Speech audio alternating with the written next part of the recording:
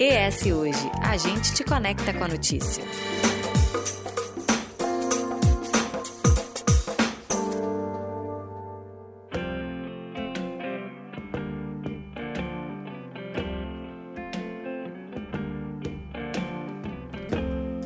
De acordo com a definição clássica dos dicionários, mentira significa emitir algo falso, que é oposto à verdade, mesmo sabendo dela, ou seja, é algo intencional, já que o mentiroso conhece a verdade, mas opta por falar outra versão dessa.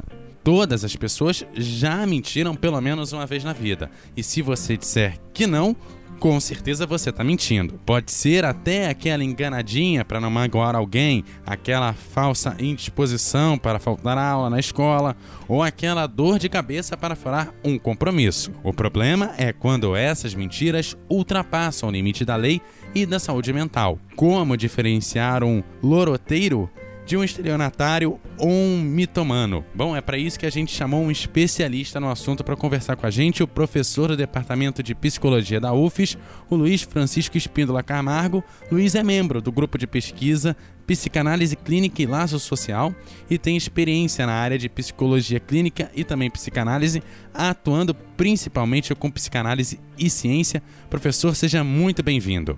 Obrigado, Eduardo. É um prazer estar aqui com vocês. Então, professor, a minha primeira pergunta, que não poderia ser outra, é: por que as pessoas mentem? Bom, é uma pergunta de difícil resposta, tendo em vista que cada caso, né, é um caso particular. Mas como você já introduziu, né, há essa mentira, a mentira que envolve as atividades lúdicas, né, decorrente até da própria atividade do desenvolvimento infantil, né? Da fantasia, do devaneio, da projeção da criança num determinado lugar. Por exemplo, as brincadeiras de super-herói, as brincadeiras imaginárias, né? Que são uma espécie de mentira, de ilusão. E que isso se espera que, na medida que os sujeitos vão amadurecendo, vão crescendo, essas atividades elas vão perdendo a sua função, né, de desenvolvimento infantil, e passam também atividades lúdicas. Por exemplo, quando você assiste um filme de ficção científica, quando você pratica jogos, né, jogos, por exemplo, do PS4, enfim, aquilo tudo é uma maneira de você viver uma certa ilusão, algo que não existe, né, uma ficção. Então tem essa perspectiva da mentira, que é um fenômeno decorrente da própria atividade de imaginar, da própria atividade da criação. Por exemplo, um escritor de um romance, né? Para que não mais mentira do que um romance, né? Um romance, um livro, uma história contada, uma ficção. Mas como você trouxe já na introdução, há essa mentira intencional que visa, de certa forma, uma vantagem em prol do prejuízo do outro. Agora, por que as pessoas mentem? Isso é muito difícil de responder, cada caso é um caso. Então nós temos aí a mentira enquanto uma propriedade da fantasia, uma mentira também enquanto defesa, que você lembrou, uma mentira quando ela pode se tornar uma doença, uma defesa do sujeito, uma mentira enquanto hipocrisia, cinismo, uma mentira enquanto canalhada ou canalice, é aquele que mente visando um benefício do gozo próprio em detrimento de um prejuízo do outro. Enfim, há vários tipos de mentira que poderemos até fazer uma tipologia das mentiras, mas... E há mentira também, vamos dizer, aquela mentira que visa justamente não causar um estrago na situação, né? Uma mentira que você conta para o outro por ele não estar preparado para aceitar uma verdade. Também tem esse tipo de mentira, né? Ou de omissão da verdade, né? Dá pra gente dizer que, em algum grau, né, mesmo que seja para proteger o outro, todo mundo mente. O que de repente muda é o porquê as pessoas mentem. Justamente, né? Por exemplo, o carnaval. Pegamos o carnaval que passou há pouco tempo, né? Alguns compositores, alguns pensadores do carnaval dizem que o carnaval é uma ilusão, o carnaval é uma mentira, né?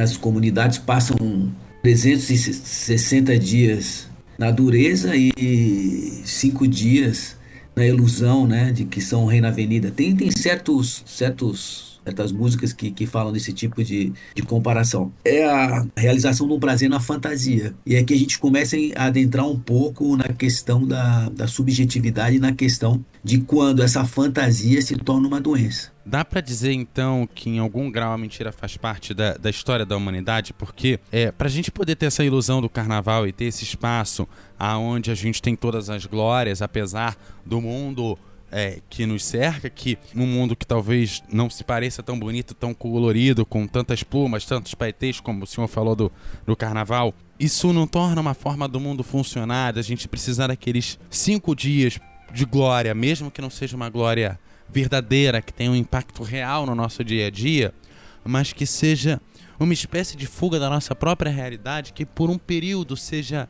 permitido a gente sonhar. Isso aí. Aí a mentira como droga, né? Como prazer, né? Agora você falou uma coisa interessante sobre a mentira como fundamento social, né? Há uma perspectiva da psicanálise que a mentira é uma propriedade própria da linguagem, tendo em vista que a linguagem humana, né? A língua, ela é o terreno do equívoco, do mal entendido. Então, a mentira pode ser um derivado, né, de um mal entendido. Então você pode ser acusado de mentiroso por ter se expressado mal ou por alguém ter te entendido mal. Então há uma dimensão da mentira que vem do equívoco e há uma dimensão da mentira que ela passa pela ilusão do sujeito, como você falou aí, né? Nesses 5 dias de carnaval, de se realizar numa fantasia, de viver uma mentira em defesa, né? Para não se confrontar com uma realidade que é mais dura. E esse é o momento que a gente começa a entrar no terreno dos transtornos mentais, né, dos transtornos psíquicos, por exemplo, o sujeito, aquele que se acredita ser Jesus Cristo, ser um enviado, por exemplo. Eu sou aquele que vai salvar a humanidade. Então veja, ele vive uma mentira, mas é uma mentira que ele conta para ele mesmo, para se não confrontar com a realidade de que ele não é isso.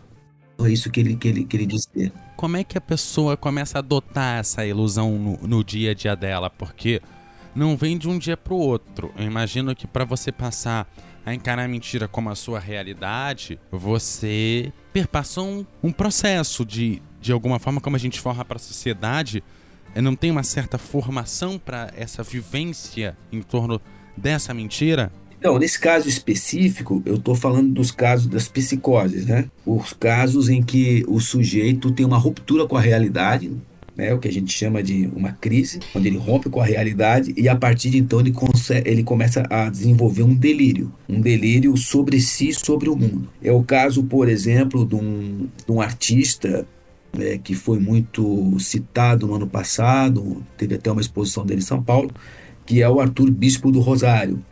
Um grande artista, foi considerado um grande artista plástico, né? Uma grande obra, mas é uma obra que ele desenvolveu dentro um manicômio no Rio de Janeiro.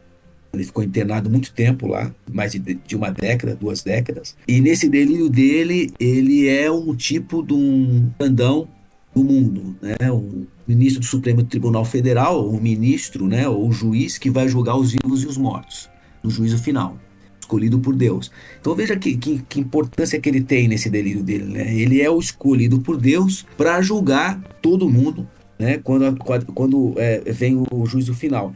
A gente tem um delírio, né? Uma mentira, né? A gente pode dizer, uma ficção desse sujeito que está ligado muito ao narcisismo, né?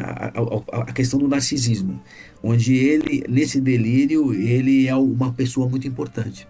Tá ligado a poder também, né? É uma mentira que coloca a pessoa, que empodera em algum grau a pessoa. E isso até ajuda a fortalecer a mentira, porque, claro que o senhor ou quem está nos ouvindo nesse momento tem o desejo de se tornar uma pessoa importante, uma pessoa que, em algum grau, decide o que acontece no mundo. E é isso aí, como ele não alcançou esse objetivo, a gente pode dizer, ele foge da realidade, que se chama fuga da realidade, e entra num estado de delírio. Agora tem pessoas que, e ele troca toda a realidade, né? Ele rompe com a realidade e vive uma outra, completamente diferente. E tem pessoas que rompem parcialmente com essa realidade. Continuam vivendo a sua vida, mas tem uma certa fantasia, né, que vivem. Essa fantasia pode ser, assim, vamos dizer, a origem de uma mentira compulsiva, numa mitomania, como você trouxe, né? Então, é esse sujeito que vai para festa, gasta todo o dinheiro que não tem, mente para ele, mente para os outros também, vende um produto que não é aquilo que põe, né, a sua mentira. Então, é o sujeito que conta pequenas mentiras, tem uma certa mania, né, de mentir para o outro, né? Mas não rompe totalmente com a realidade. É isso que você fala do larápio, né? E nesse caso da mitomania, né, que você falou, ele rompe parcialmente com a realidade, conta até uma mentira aqui e ali. Primeira pergunta, tem tratamento para esse tipo de coisa? Como é que ele funciona? Então, tratamento tem, mas todo tratamento... Envolve a pessoa no final das contas, né? O tratamento envolve, para ter um tratamento, a pessoa tem que reconhecer alguma coisa que não vai bem com ela, né? Para buscar um tratamento, né? Pode ocorrer um tratamento quando essa pessoa perguntar: por que eu minto? Por que eu iludo os outros, né? Por que eu tenho essa compulsão à mentira? Mesma coisa que uma pessoa que tem compulsão alimentar. Então, por que eu como tanto? Por que eu ataco a geladeira? Como é que eu faço para parar isso? Ser mais forte que eu? Por que eu preciso disso, dessa ilusão? Esse prazer, o mesmo prazer que ele obtém, esse prazer parcial, esse prazer ilusório, sujeito que tem compulsão alimentar obtém no alimento, né? O mesmo prazer é obtido também pelo mentiroso, né? Pelo mitomaníaco. Ele tem uma certa extração de saber nessa mentira, né? Então, tratamento até tem, mas é preciso que o sujeito se implique nele. Como é que a gente faz com que ele enxergue isso? Porque às vezes pode ser só a impressão de que não, eu faço isso por sobrevivência, senão eu não vou conseguir trabalho, senão eu não vou conseguir o troco que paga a minha comida no final do dia. Então, às vezes, tem essa coisa da certa malandragem para se conseguir as coisas que a gente, né, professor, sabe que às vezes não é por aí, realmente é uma doença que precisa ser tratada, mas pode vir com esse tipo de desculpa, né? Então, como lidar para fazer esse contato com a pessoa para ela efetivamente perceber que tem um problema e buscar ajuda? Em primeiro lugar, esse tipo de sujeito que mente para ter pequenas vantagens, né, supondo que vai ter pequenas vantagens mentindo, vê que relação que ele tem, por exemplo, que a gente chama de semblantes, né? Sabe que a gente tem certos semblantes, né, que às vezes parecem ser mentiras, mas funcionam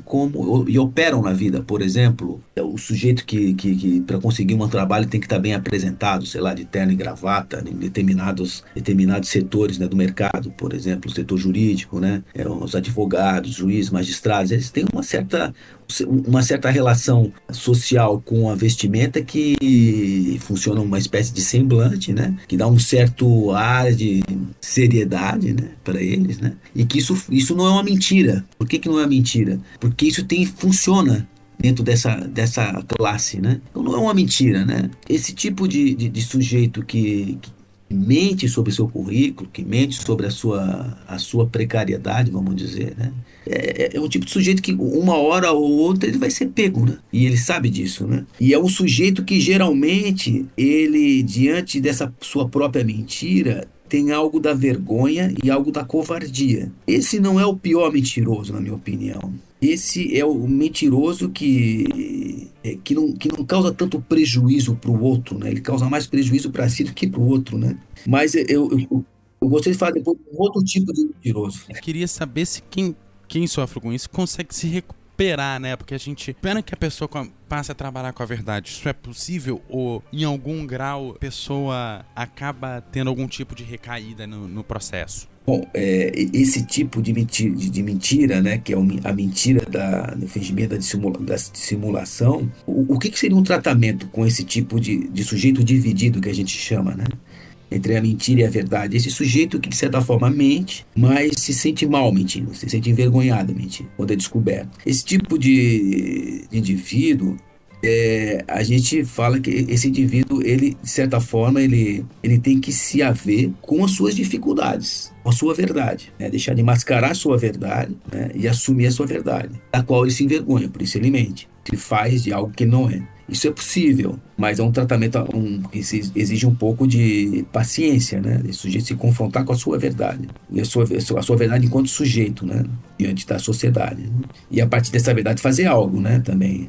Não se deprimir, mas sair dessa posição sem ser pela via da mentira. Porque a mentira é uma tentativa de sair de certo estado, né? E é uma saída pela ilusão. Qual a diferença do mentiroso habitual, dessa pessoa que tem vergonha até quando mente, como o senhor falou, às vezes até quando é descoberta que sente vergonha, para aquela pessoa que mente efetivamente de má fé? É aquela pessoa que mente com esse intuito de enganar o outro. É aí que eu queria chegar. É uma espécie de tolo, a gente chama do tolo, que mente, que se engana, mas que se envergonha quando mente, ou que acredita também na mentira do outro, né? E existe esse que você está trazendo aí, que é o canalha, né? Que para psicanálise a gente chama de canalha. O que é a canalhada, né? O que é a diferença entre o canalha e esse cínico? O cínico, ele sabe que esse outro, vamos dizer, enquanto social, enquanto sociedade, né?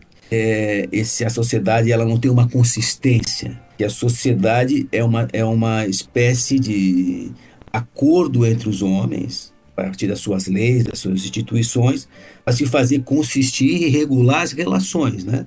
A gente não viver na selvageria. O cínico sabe que a sociedade é algo artificial criado para os homens. E nesse caso, o cínico, ele, sabendo que esse outro não existe, né? Ele tem uma certa liberdade de usar desse outro para poder tirar um certo prazer. O que importa para ele é o seu próprio prazer. Então, ele pode até mentir, né? De uma forma cínica, ou saber que tudo isso não passa de uma certa ilusão, se importar apenas do seu próprio prazer. Agora, o canalha não. O canalha, ele sabe que esse outro, a sociedade, é uma situação artificial, as instituições, mas ele se coloca nesse lugar do outro para tirar um prazer, prejudicando, né, os seus semelhantes, os outros, as pessoas, né?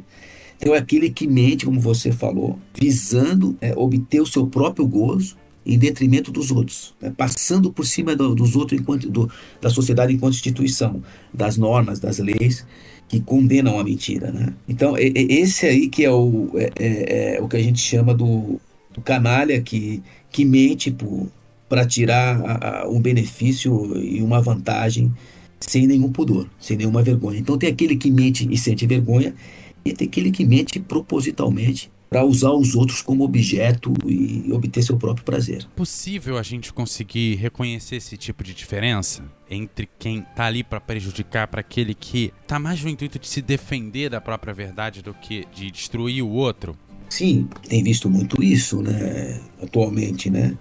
Uma certa ascensão dos canalhas ao poder, porque são pessoas que mentem descaradamente e geralmente essa mentira, de certa forma, ela forma laço social, ou seja, produz pessoas que seguem essas pessoas, e disso eles tiram um benefício para si. Agora, é fácil de identificar, porque eles são completamente par da verdade, né? Longe da realidade, longe da verdade. Eu não vou citar exemplos aqui, mas é interessante como eles manipulam as massas, manipulam o outro para obter aí um ganho. Como é que a gente se previne? Porque quando a gente fala de uma figura pública, de repente a gente vai num site jornalístico, faz algum tipo de checagem, né? Vai até nas empresas que checam os fatos e consegue comprovar a mentira. Agora, num menor espectro, na pessoa mais próxima da gente, isso fica um pouquinho mais difícil, né? Então, como que a gente lida com esse tipo de pessoa para não sair prejudicado no final? As pessoas estão, de certa forma, imersas numa ilusão, e também dessa ilusão, que é a mentira que vem do outro, né? Elas tiram também alguma satisfação disso. Por exemplo, a gente vê agora que tem muito... Qual é o discurso geral que tem agora na sociedade, que é a criação de um outro malvado, né? Um outro malvado em uma determinada figura. Por exemplo, a esquerda, a direita, os pretos, os nazistas, seja qual for este outro que se cria, é da ordem de uma ilusão, porque esse outro não existe. Mas, de certa forma, essa ilusão, elas nos servem para nos satisfazer, de certa forma, alguma coisa da ordem da agressividade que habita em cada uma dessas pessoas que acreditam nessa ilusão. Porque ali eles têm um outro para a qual direcionar o seu ódio. Foi isso que aconteceu. Vamos pegar um exemplo histórico para não pegar um exemplo atual, mas o exemplo histórico mais é a questão do inimigo judeu, que foi criado pela Alemanha nazista, né? Pelo Partido Nazista, né? Houve todo um período entre 1919 até 1939 de propaganda nazista que criou essa figura do inimigo judeu. Que seria o responsável pelo fracasso da Alemanha, pelos problemas sociais da Alemanha. E na medida que as pessoas foram acreditando nessa mentira, foi se configurando aí a perseguição ao povo judeu pré-guerra da Segunda Guerra Mundial, que desembocou na solução final, no Holocausto, na morte de, dizem, 6 milhões de pessoas, de judeus e outras minorias. De uma mentira, De uma mentira se cria essa ilusão, e é impressionante como a ilusão contagia tanta gente e leva tanta gente a produzir algo que é da ordem do horror, Pois é, e dessa forma a gente vai se encaminhando pro final do episódio, tentando entender também, professor, para encerrar, como que o entrelace da verdade e da mentira nos forma como sociedade, como que o entrelace entre a mentira só 5 minutinhos, de uma mentira talvez um pouco mais elaborada, hoje em dia com o fenômeno das fake news, e a verdade na qual a gente está inserido e que às vezes cada um acaba tendo uma própria percepção da realidade, molda a gente como sociedade. Bom, essa questão das fake news, existem essa fake news que visa a mentira sobre o outro social, o ataque, a violência contra o outro social, mas também existe a mentira que passa de falsas crenças que estão ligadas a determinado contexto histórico social da civilização e de certa comunidade. Por exemplo, a crença de que tomar leite com melancia a sujeito poderia morrer, Os avós falavam isso, Ou que tomar banho depois da refeição, também o sujeito poderia ter uma congestão, diziam antigamente. São falsas crenças, mas que são crenças que são ligadas a determinados acontecimentos. Alguém pode ter morrido na época após o banho e ter feito e ter chegado à conclusão, por indução, e associado que a morte dessa pessoa foi realmente o banho após a refeição. São falsas crenças, falsas teorias. Isso é comum na nossa sociedade, Claro que depois que essas teorias são provadas errôneas, espera-se que as pessoas não continuem afirmando isso, Essas são as mentiras que são compartilhadas por ignorância, por um estado de ignorância social, um certo momento da história. Por exemplo, a crença que se tinha antigamente que o HIV era transmitido, a infecção do HIV era por meio do contato, contato pela pele. Isso foi uma crença em determinado momento que caiu por terra. Então, esse tipo de mentira não é uma mentira que vem, como você falou, uma mentira expressa do sujeito, intencional, É uma mentira compartilhada social, que essas mentiras elas são falsas crenças, ou crenças falsas, e isso seja superado, Mas quando o sujeito insiste nisso, por exemplo, terraplanismo, que é um absurdo, tem gente que acredita nisso ainda, Tem algo aí muito bizarro, Por que as pessoas acreditam nessa crença ainda do terraplanismo, que pode ser uma certa rebelião contra o discurso da ciência, uma certa rebelião contra o discurso do outro, contra o poder da ciência, para tentar, muitas vezes, encontrar o seu lugar, enquanto posição oposta, à ordem do mundo, Então é muito difícil dar uma explicação exata do que as pessoas aderem a essas falsas crenças. Já foram, vamos dizer, crenças que já foram mostradas que são crenças, falsas crenças, Professor Luiz, obrigado por ter estado aqui com a gente. Vou te dar a oportunidade aí para finalizar, fazer mais alguma consideração.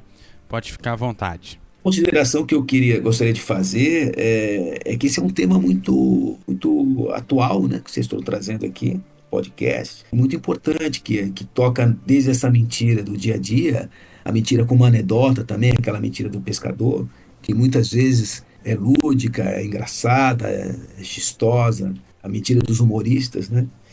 E até essa mentira hoje que a gente está vivendo nas redes sociais que causa prejuízo às pessoas, né? Que são as fake news, né? Causam prejuízo às pessoas, causam conflitos, né?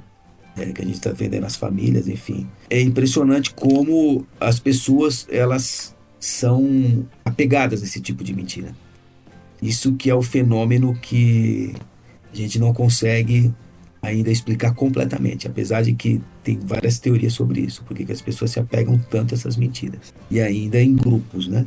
Bom, seria essas minhas considerações. Parabéns pelo tema, né?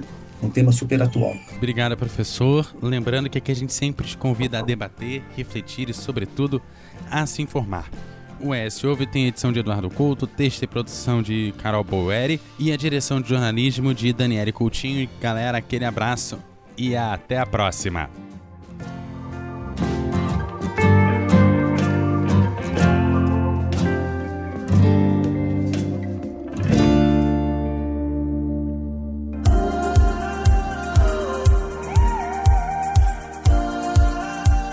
Deixe seus comentários no eshoje.com.br. É lá que você se mantém informado toda semana. Nos siga nas redes sociais e no nosso canal do YouTube, @eshoje.